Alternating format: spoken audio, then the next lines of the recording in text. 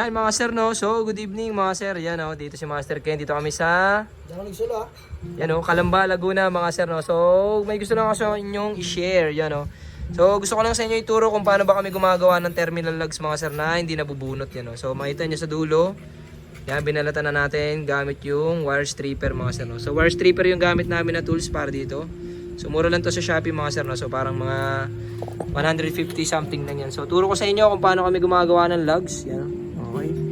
So, teka lang, hawakan ko lang muna yung camera. Yan, okay. So, kukuha lang kayo ng isang terminal lugs. Yan yung mga lugs. Yan, terminal. So, ang pagkabit, usually na pagkabit nito is pag ganyan.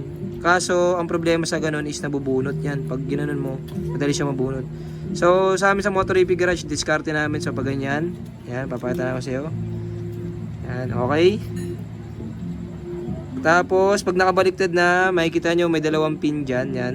Okay. Bali, 4 na pin yan. Okay. 4 na paa. Una is, ibibend nyo itong dalawa. Yan. Okay. Okay. Pag nabend mo na ng ganyan, ibig sabihin yan, kapit na or may terminal contact na dun sa mismong lugs. No? Yan. Okay.